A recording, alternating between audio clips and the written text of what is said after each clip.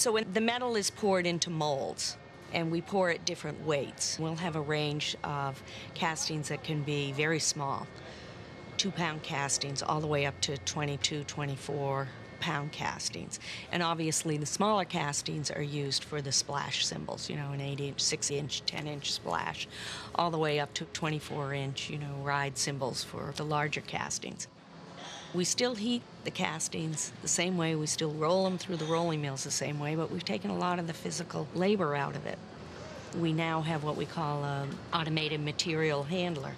It goes into the oven, places the castings in, and now the castings rotate around the furnace. And that's been an improvement because now every casting that goes through the rotary is heated at the same temperature consistently, whereas in the old box ovens, you get the castings in the way back heated for a longer time period, probably at a higher temperature, because when you opened the oven in the front part would cool off. And that would lead to a lot of breaking and inconsistency in the castings when they were rolled. The melt room, the rolling, the metal is always worked when it's hot, and it's very brittle at that point, so you have to be very careful with it.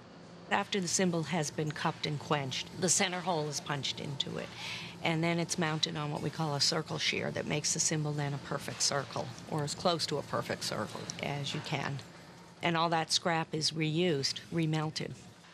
And then you start doing the cold work, and that's where you have the hammering, the shaping, the lathing. And all of those processes take a long time to learn.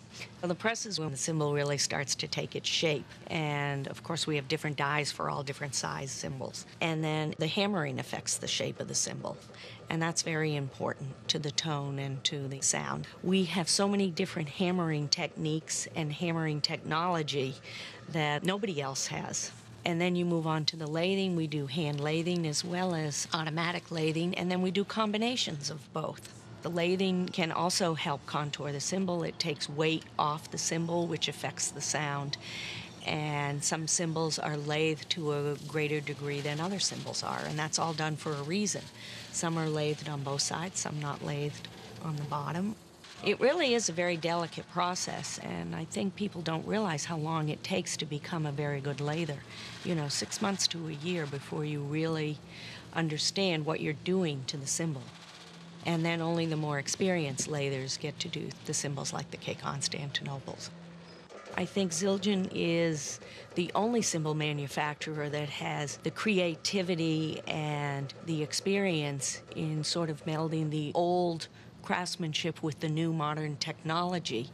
And that's why we're the most innovative. And I think our products, our cymbals speak for that. Our instruments are very unique.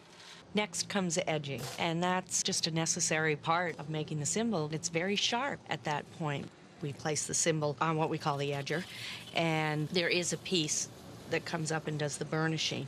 But then the operator does it by hand with a piece of sandpaper just to give it the finished feel and the nice smooth effect. Some of our cymbals are buffed, not all of the cymbals are buffed, but the buffing adds to the visual effect. The A Custom line is always buffed, and it gives it that high, beautiful luster. What people forget about a cymbal is it has those little grooves in it, the tonal grooves that are there to enhance the sound effect of the cymbal.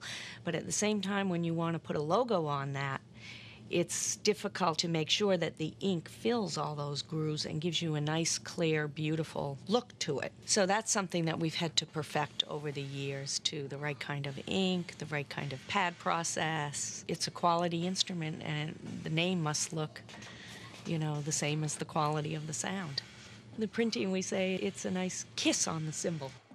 Then the printed cymbal goes through a heating tunnel to dry the ink. And after that, the trademark is put on by a laser etching. Another Zildjian innovation. Again, because the surface of a cymbal is bowed and it also has those tonal grooves in it, it was difficult to trademark the old way with the stamping press because that could often crack the cymbal if you didn't have the pressure exactly perfect I think everybody's heard that Zildjian cymbals are always tested before they go into the vault. But I think what people don't realize is throughout the process, we're always bringing the cymbals into the tester for quality checks to make sure at different stages of the process, is the shape of the cymbal right? Is the thickness right? Are the hammer marks the right ones? So there are various stages of testing, but ultimately the product, before it goes in to be printed, goes through a very formal testing period. Someone listens to every cymbal we make before we put the Zildjian name on it and approve it. Oh, of course, we have our legendary tester, Leon Chiappini, who's been with us for over 40 years. And he is responsible now for training all the new testers. So we have testers on every shift. And we train our testers not only for sound now, but for visual effects and for shape and weight.